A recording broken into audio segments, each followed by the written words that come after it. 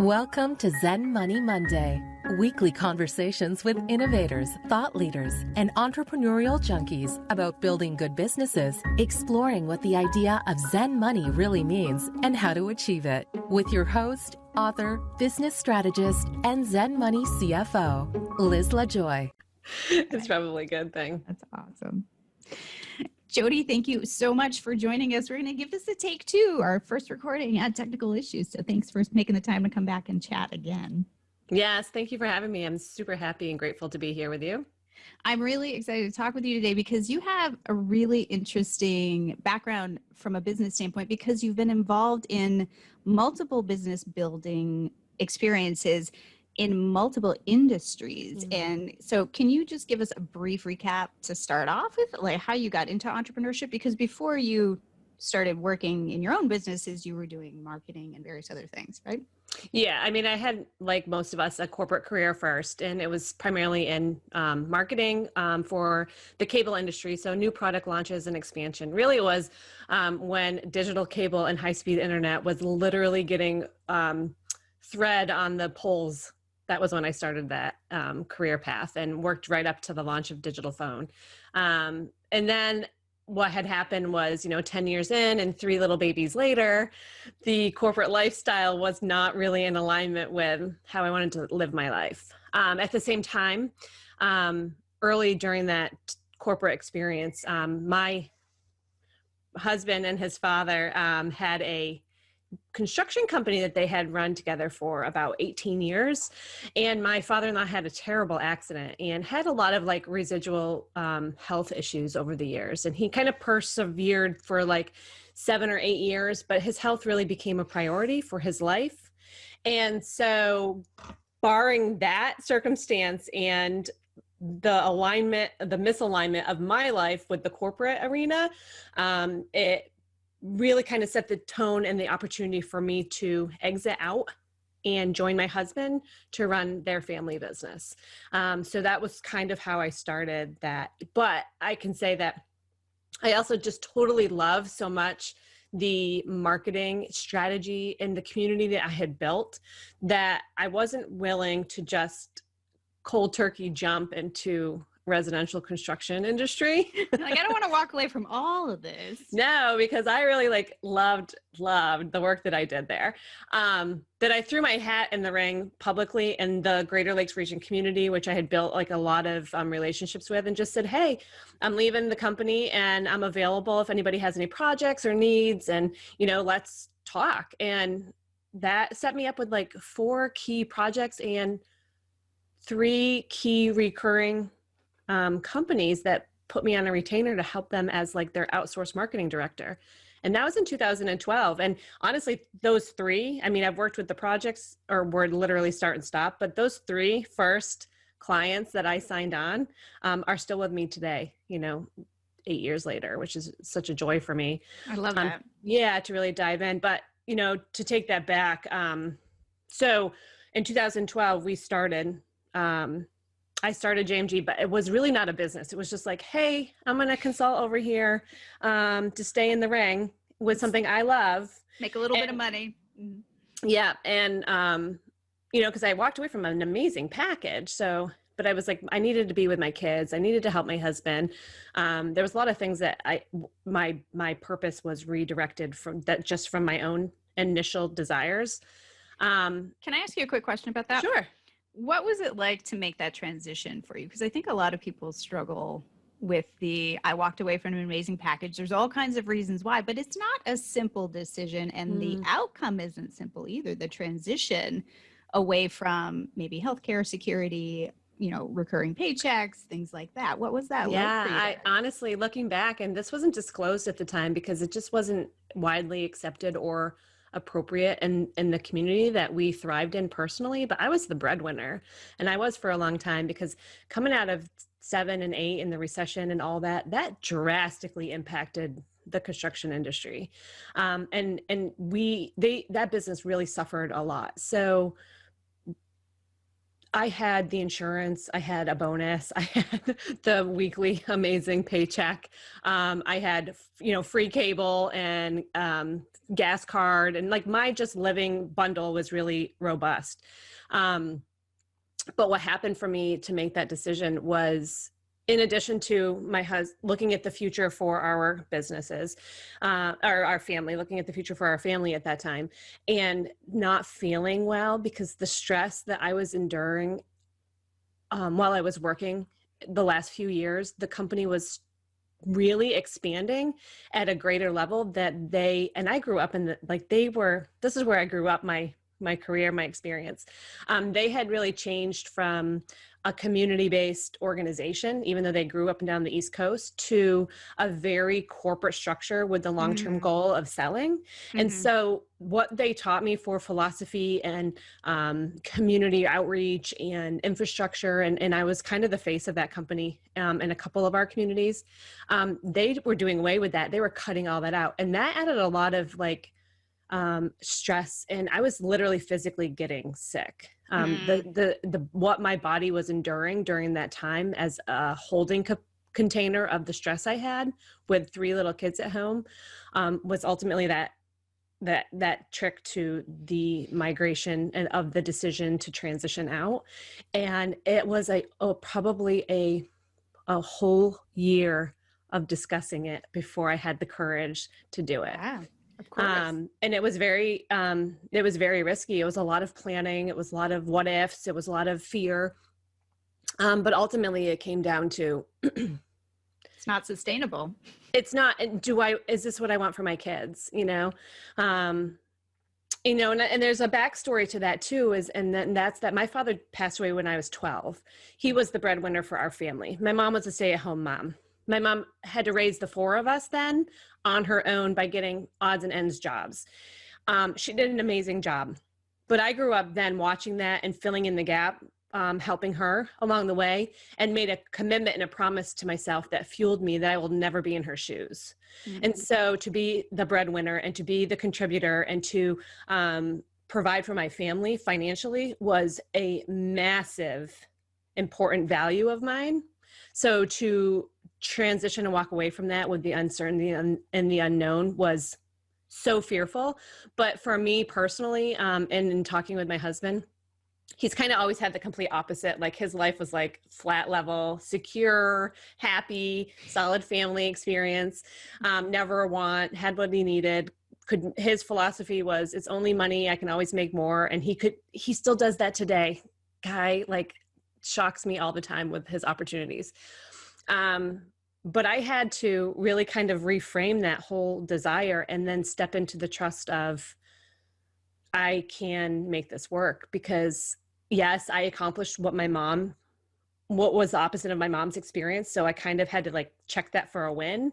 And then I had to start asking myself, what do I want? And what I wanted was to be with my kids more and to have more freedom and more time and the opportunity to continue to lead in the work that I did based on the same philosophies that I inherited when I started working in the corporate arena.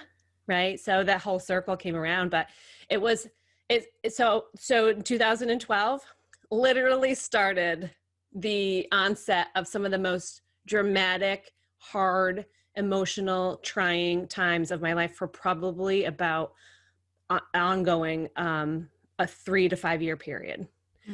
When we finally took over the construction company 4 months after I left this amazing package, with the anticipation and understanding, even though we didn't know all the details, we thought that it was a growing, healthy company. To have the whole company turned over to us on July 5th, the day before payroll, and there was negative $38 in the checkbook. And so that essentially was how I started. A couple projects, the sky's the limit, because now I'm choosing family and freedom over financial stability and impact against, my upbringing, and thinking that we're going to go in and give his dad an opportunity to really harness his wellness path. And then my husband, Matt, and I were going to take it to the mountain, and we were going to like make more money, have more time. We were going to do it together. It was going to be amazing. And it's just started out with, fortunately for me, looking back, it was a crappy situation, but fortunately for me, I grew up in survival mode. Mm-hmm. And so I innately just kicked that switch on and put my head down. And I think that's why it started like this propelled like transition of hard, because when you're in survival mode, I believe from my own experience, like you're so granularly focused on the moment of what you need to do today that you don't proactively, strategically help create things in other arenas of your life to work well. And so it's like every single thing falls apart. You know, I pay too much attention to growing a business now that I didn't really want to have, JMG Marketing, because now I need to have the same income I just walked away from. Right, so it was like, I have to put my head down on that. And then I have to figure out, you know, how am I, my husband's an operations guy, so he can totally do that. And I'm like the business person, the mindset behind the scenes, you know, the strategy, the management, the systems, the billing, the insurance, the, you know, cash flow management, the branding, the marketing, like all of that stuff that kind of is tucked behind. And he's the face of, you know, getting the guys doing the things, all that. And so that the weight of that help was in my lap. Mm-hmm. And I took it on. And, you know, at that time, because it was so fast and furious, I didn't ask for help because I didn't have the space or the capacity to understand that I needed to and that I should. Well, and it's scary to think about, I'm not going to pay somebody else. I can do it, right? This happens to so many people, women in particular, who are very multi-talented.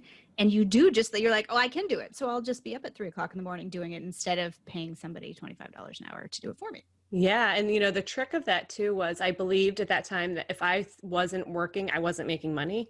Yeah. And I also I was also hiding beneath a lot of humiliation. How can this happen to me? I don't want anyone to see this has happened to me. I worked so hard to be, you know, the corporate thriving female woman, wife, mother, to live in the big house, to host the fancy parties, to have the, you know, the space in at the ocean where we got to welcome all of our friends. Like I had built this life, this facade that everything was this way. And then in the drop of a moment, the whole thing collapsed, went completely the other direction.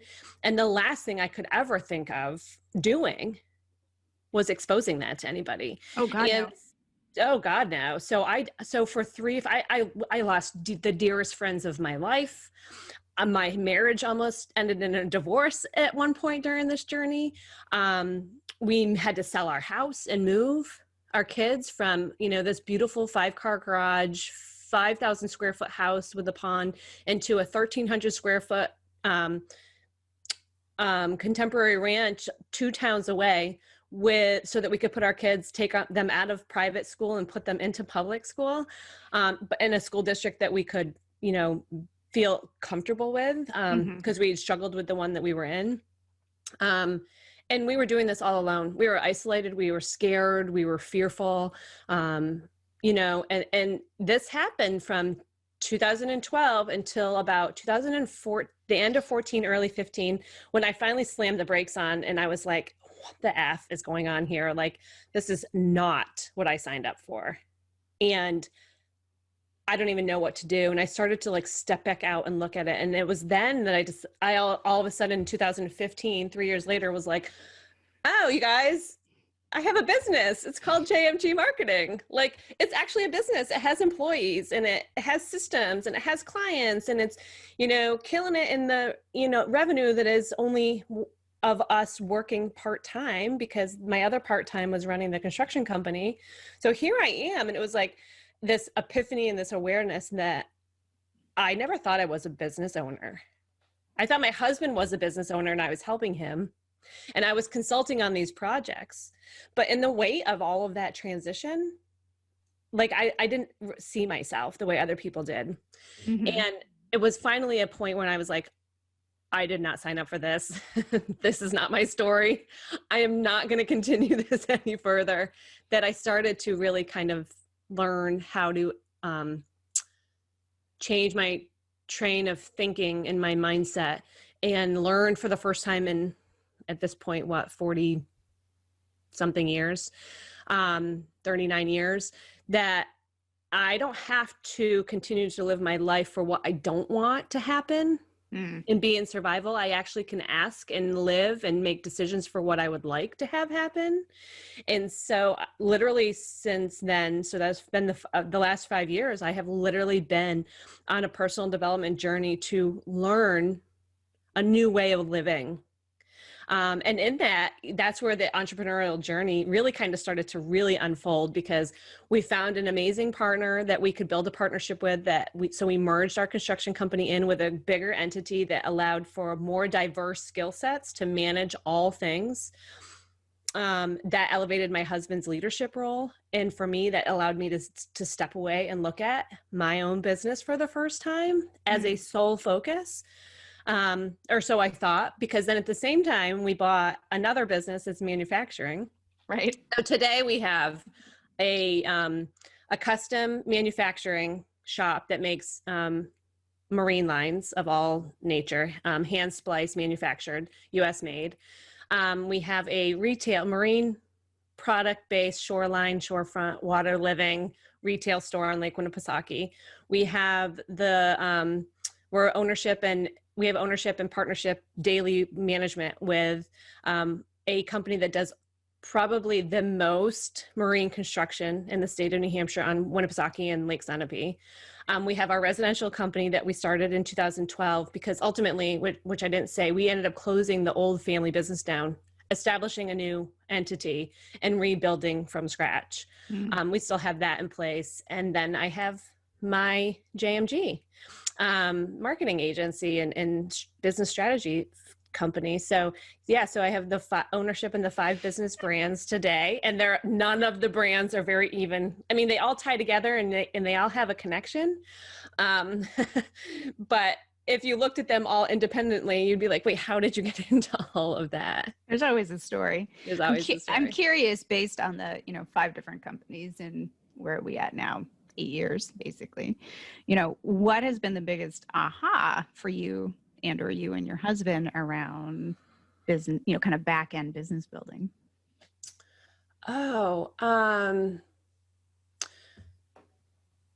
Well, efficiencies for sure, and permission to stop doing things that aren't working. Oh, that last one's really good, Ron. Yeah, I mean, we have tried and forced and tried and forced and tried and forced, and we know it all. We know this is going to work. And it's like, why is it all of a sudden it's like, okay, we've tried this 1,000 times. This is just so hard. Why is this so hard? We do this over here and it's so easy, and that system's in place. We don't have to think about it. We just look at it and pat it on its shoulder and like give it a thumbs up, and we keep going. And it was like, I think for us, like the true awareness of when it gets to be too hard, look at it, evaluate, is it the right thing to do?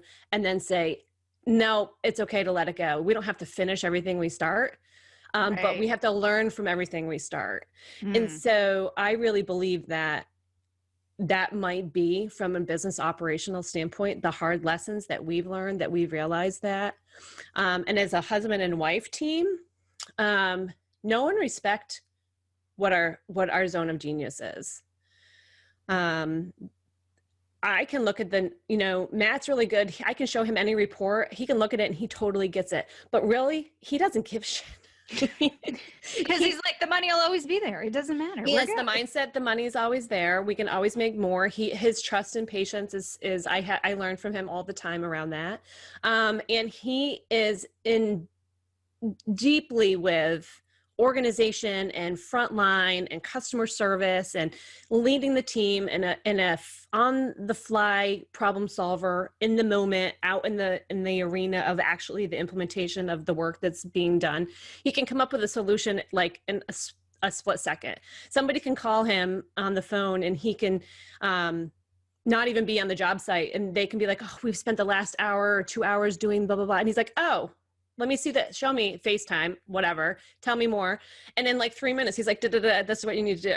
So watching him and knowing that, I have to just trust in that, even if it doesn't always affect like the numbers or the flow or the customer, takeaway or the hit or the low. And then he knows too that when I call it out, it's not because I'm just trying to prove a point or show him something. He now has that trust that when I call it out, it's because it's important. And so he will pay attention to that. But that was not how it started. And so I think for us, like those two, like business, hard lessons on the operations, not the technical stuff that we do as far as like marketing or building a house or putting an addition on or, making boat lines. It's not about any of that work. It's about the behind the scenes leadership of the business and the growth. And then I would say the third piece to that, I would just really elaborate is a vision. Like, what are we doing here? Like we can spin the motion and keep going day to day and month to month and, year to year and hit the same system all the time. But, to stop and evaluate, wait, is this is like 2 years in a row, Groundhog Day, 3 years in a row, we're at the same. It's because, we learned that we were just going through the motions in the survival mode of like paying the bills and buying groceries and making sure that everybody was fed and our employees were paid first before we were. Of course. And, and we'll figure it out and we'll take credit card debt so that you get your paycheck. We don't want to lose you. And like, we learned a lot the hard way. So I think for us is also a game changer was, where are we going? What are we doing here? Like, what's the end game? Like, do I want to do this forever? Sure, I can, but do I have to? Do I want to? And so creating a vision and really getting, having those hard conversations of, okay, well, that's where we're going. But that also allows the strategy and the plan to unfold so that we can make better, healthier decisions on how we're spending our time and our money. And we never did that because we never had a vision. We never knew where we were going. Did it always feel like it was like, okay, we'll get to a certain point and then we'll have time to be strategic about that? Oh yeah, it'll always. Or we'll make enough money and then we'll have time to sit back because we won't be scrambling so fast. If that next client signs that contract, that's going to change everything. Life will be a nirvana. It'll be amazing. And I mean, we kept doing that over and over. I laugh now. It was not funny. It was seriously not funny. I mean, the tears, the arguments, I went into a depression. He probably did too in his own way at different times. It was hard. It was like the most traumatic transitional period of our lives. But, when I hit that wall and started to say what now, the last 5 years of that journey of, personal self-discovery and radical responsibility and all those phrases that people throw around that we pay attention to when we're starting to look at our vision and make the changes, it didn't happen overnight. It's been a long 5 years. It's been a lot of trials and errors. It's been a lot of, oh, I'm so glad we did this. Oh, no, I'm not. What was I thinking? Like, we can frame anything in our mind that's a good idea. Well, it's a process too. I was talking with my husband about this because, I have a new project that I'm working on. And I think this happens when we take stuff on. We get all excited. This happened when I wrote my books, for example, right? You're like, yay, this will be fun. Or when I launched this podcast, yay, this will be fun. And then you're like halfway through the prep process and you're like, this is a lot of work. I'm kind of tired. That's so funny. I feel so crappy. And then you have to dig in and be like, nope. It's like carrying a fetus to term. Like, it just, some days you got to get back on the bandwagon. You can, but you also have to recognize there's going to be a dip at some point, maybe for a long time, where you're like, oh, why did I take this on again? Where am I going? Yeah. And I think that, it's funny you say that. I actually started my own podcast this summer and I was so excited, and it was 2 full months and it was harder than I expected it to be. But now I'm like on a rhythm with it. But there are times when I'm like, wait, no one's listening. Wait, why am I doing this again? So like we constantly, check in on ourselves, but, it's nice to have those conversations that you guys have, because I think that we didn't have those for a very long time. Oh, we didn't have them for a very long time either. I think I'm finally at a stage in this particular business where I'm more comfortable talking with him about stuff. But because my husband is not a business owner, but he's a very smart guy, we often get into some conflict because, like, I don't really want to open the doors of everything I'm doing and feel like he should have the opportunity to vet everything, because that's not comfortable for either of us, let's be honest. But yeah, it's kind of fascinating. So I think we always, as with spouses, whether they're in business with us or business themselves separately or not, there's always a little bit of a, walking a line around where are we comfortable having kind of edges and boundaries around these conversations and what's open for just brainstorming versus, I'm going to put my foot down over something you're deciding on your side. Yeah. Or really, I didn't ask you for your opinion. I just wanted you to listen. Yeah. Well, that whole female dynamic is not always easy either. No. And honestly, I'll be honest with you. That's me. I have to learn that. He's not, I'm a problem solver too, when it comes to like leadership and mindset and strategy and new approaches. And I'm easier to like, just kind of go, I can see 5 or 3 days before me or 5 years ahead. And that's one of the zones of genius I bring to the table with my marketing strategy clients or my business coaching clients is I can see the future so clearly for them and where they're headed from a short conversation. That's why we get along so well, because I'm wired the same way. And I think you're right. Like my husband will be like, oh, I had a, here's what was going on at school today. I'm like, here's what you should do. And he's like, just shut up.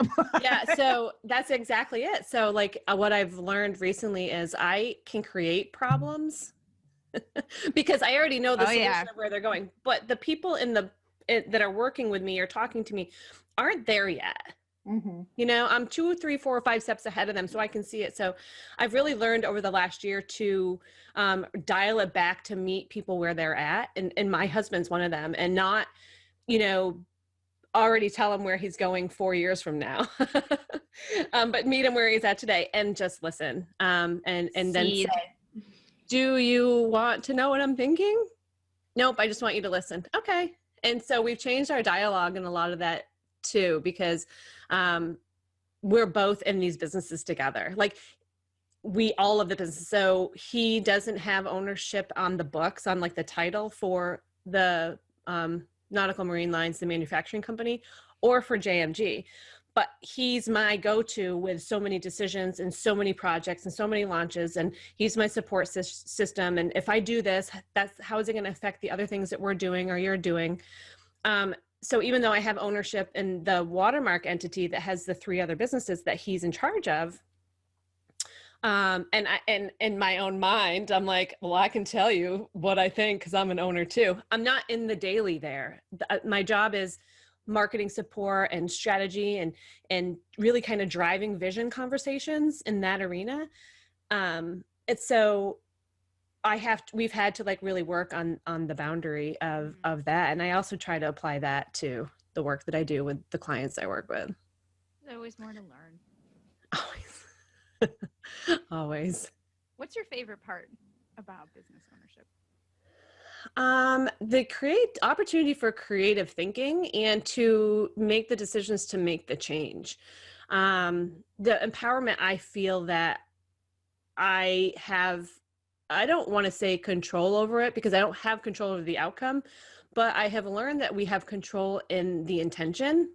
And so for me over the journey, like stepping into that has been probably the most rewarding aspect of owning a business that I didn't ever see before. But over the last 2 or 3 years, I've really kind of watched, observed, and paid attention to, kind of really always asking, not necessarily for more, but for more in the sense of financial outcome or financial gain, but more in the sense of abundance of creativity and joy and interaction and community and fun.